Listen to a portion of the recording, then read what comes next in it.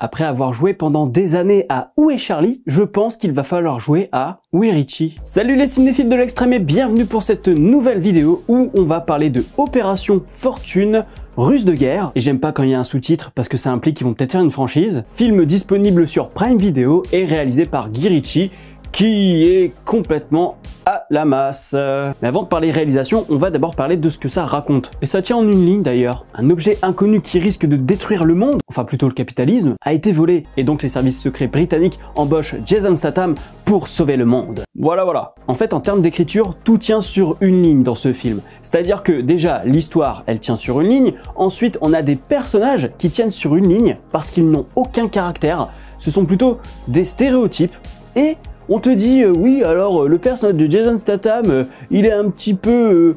il a des névroses et tout, mais on l'utilise pas. Jason Statham qui fait du Jason Statham. La geek de service, ah oui, ok, pour une fois, c'est une fille qui est plutôt jolie et qui arrête pas de parler de cul. Oh là là, on bouscule les codes. Non, je déconne. On a JJ, un sniper qui est un peu lambda, mais bon, il fallait pas faire qu'une équipe de deux, donc on a rajouté un troisième gars, mais on savait pas quoi en foutre. Et donc en fait, ce sont des personnages qu'on nous impose comme ça, d'un coup, on les connaît pas. Il n'y a pas de présentation de ces personnages. Au début, je savais même pas en quoi ils étaient bons. D'ailleurs, il n'y a pas de VF, il n'y a qu'une version québécoise. Et donc dans les sous-titres, c'est marqué les troufions, mais on t'explique pas exactement leur historique, ce qu'ils ont fait, machin. On te dit juste, ouais, ils sont bons, ils sont capables de faire ci, ils sont capables de faire ça. Ok, bon, ça m'aide pas des masses. On va clairement pas s'attacher à ces personnages. C'est pour ça que le fait d'avoir un sous-titre qui te laisse penser qu'il va y avoir une suite, si c'est avec les mêmes personnages, j'en ai strictement rien à cirer parce qu'il n'y a aucun développement dessus. C'est-à-dire que même Statham, quand on te dit oui, il a des névroses, nanana, c'est pas exploité, et donc tu te dis c'est dommage parce que ça aurait pu être intéressant d'avoir une sorte de mec avec plein de tocs, un peu à la Monk, mais en version « toi te niquer ta gueule ». Donc voilà pour les personnages. Pour ce qui est de l'histoire en elle-même, c'est très classique, c'est-à-dire que tout tient sur une ligne comme je l'ai dit au début, et il n'y a pas de rebondissement très intéressant. Il n'y a pas de choses qui vont éveiller ma curiosité, si bien qu'à un moment, oh, je suis en train de somnoler. Oh. Et les seules fois où je reprenais conscience, c'est quand ça faisait boum boum boum. Et encore, les boum boum boum, c'est comme l'écriture, hein, c'est totalement mou. Et donc, magnifique transition pour parler de la réalisation, parce que oui, j'ai plus rien à dire déjà sur l'écriture. T'as déjà vu quelqu'un critiquer le scénario d'un téléfilm? Non. Guy Ritchie, il faut savoir que le dernier film en date que j'ai vu de lui, c'est Le Roi Arthur. Autant Arthur, je trouvais que ça pulsait quoi, c'était dynamique et tout. Autant là, au bout de 10 minutes, je me suis dit, ah ouais, d'accord, on part là-dessus. C'est-à-dire que oui, on a une introduction qui joue sur le tic-tac, le suspense, avec un mec qui marche, et en même temps, ces bruits de pas font un bruit de tic-tac, on va dire, une sorte de compte à rebours. Et donc, en même temps, t'as du montage en parallèle avec le vol de l'objet mystérieux, et puis le recrutement à côté aussi. Mais c'est mou. C'est mou, c'est-à-dire qu'en termes d'idées de caméra, de déplacement de caméra, de jeu avec la caméra, de mise en scène tout simplement, il n'y a rien. C'est extrêmement classique. Guy Ritchie, c'est un réalisateur qui nous a habitués à une caméra qui bouge, à un montage qui part dans tous les sens. Bam, ça part dans tous les sens, c'est très dynamique, autant que les coups de feu qui sont tirés. Là, vraiment, il n'y a rien du tout. C'est-à-dire que même à un moment, il y a une course-poursuite en bagnole qui est vraiment nulle, elle est vraiment mal filmée. Et en plus, t'as le coup de l'hélico qui débarque à la sortie du tunnel. Ah, ce cliché vu et revu. Donc dans cette scène, t'as le chauffeur qui dit à la meuf « Attends, je vais t'aider pour qu'elle puisse tirer ses balles. » Donc, il fait un 360 degrés. Sauf que là, j'en attendais beaucoup de cette action. On a une caméra à hauteur de la vitre, on voit la meuf en train de tirer des balles, et le plan suivant, on se dit qu'il va y avoir des impacts, sauf que non, le plan suivant, la bagnole qui est en train de les poursuivre est déjà en train de tomber de la falaise. C'est-à-dire qu'on ne sait même pas ce qu'elle a touché, comment elle a touché les chauffeurs. Il n'y a pas d'idée de mise en scène avec l'action et le point d'impact. Il n'y a rien de tout ça.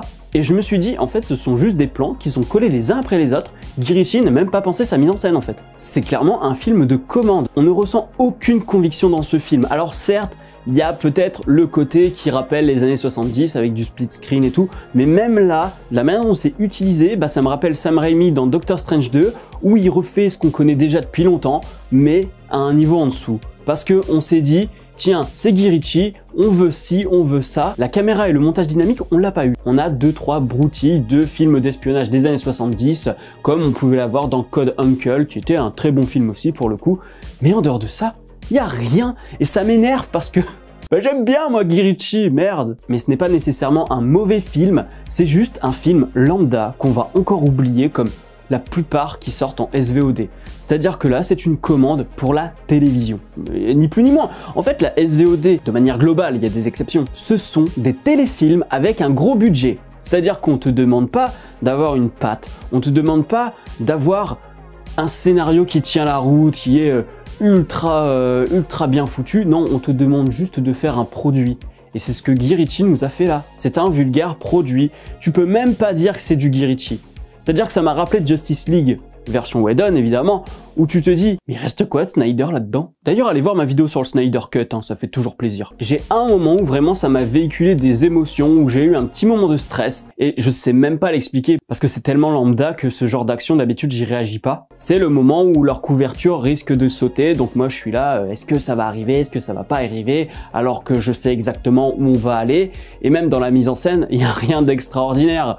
Mais il y a un petit truc dans le montage peut-être que ça vient de là, avec la petite musique par-dessus, qui fait que oui, il y a un jeu de stress. On va les gauler, on va pas les gauler, ah, on est sur le fil là, on sait pas exactement. Là, ça a peut-être fonctionné, ça m'a réveillé d'ailleurs, parce que je vous jure que je somnolais. Je disais pas ça pour déconner, ça se trouve j'ai peut-être raté 2 minutes d'ailleurs. Ah oui, je n'ai pas parlé de la photographie aussi, mais il y a des choses qui sont complètement pétées. Déjà quand ils sont sur le bateau, tu sens que derrière c'est un fond vert ou que c'est un truc, enfin, tu sens le CGI, tu sens le fake, c'est même pas un vrai bateau, ça doit être un morceau de décor avec que du fond vert autour. Et l'arrière-plan, tu sens que tout est faux, que ça a été fait par informatique, il n'y a rien qui transpire le vrai, et en plus tu as l'impression que tes personnages sont complètement décadrés, enfin détourés sur ce fond, comme s'ils n'existaient pas à l'espace, tu vois.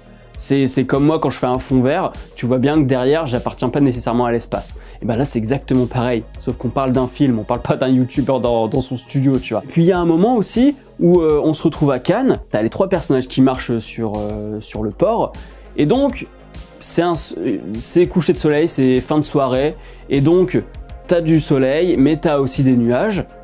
Le plan où on les voit de face partir vers leur mission, eh bien il y a du soleil, c'est des couleurs assez chaudes et tout, mais il y a un moment, il y a 2 des personnages qui se retournent pour parler à l'acteur qui ne peut pas aller jouer son rôle d'acteur qui est assez intéressé par la personne qu'ils doivent démarcher.